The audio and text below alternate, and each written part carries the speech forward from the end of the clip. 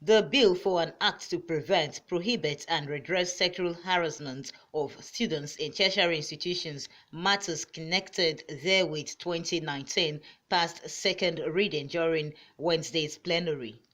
Deputy President of the Senate, Senator Omo-Agege, who sponsored the bill, said the bill seeks to correct the culture of sexful marks or other favors in tertiary institutions and also to replace suasion with a tough law, raise the bar of ethical conduct and discipline in tertiary institutions.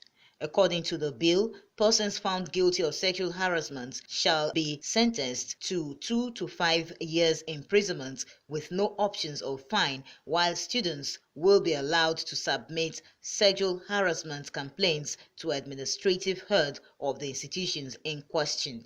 The Deputy President of the Senate said the bill would make it easier for offenders to be prosecuted by penalizing impropriety of the act with or without consent by making consent immaterial once the act is established.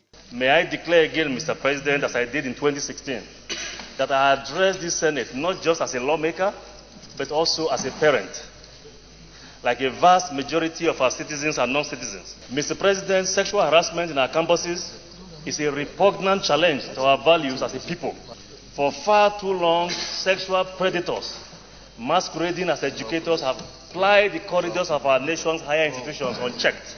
It will continue in the absence of appropriate leadership response. The bill further makes provisions for the protection of students from victimization under any guise and prescribed expulsion for students who falsely accuse educators of sexual harassment.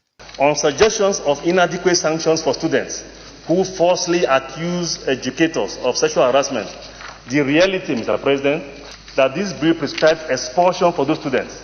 In addition, an educator whose character is maligned is at liberty to sue for defamation under the extant defamation laws, which is well settled in our jurisprudence, and that needs no duplication in this bill.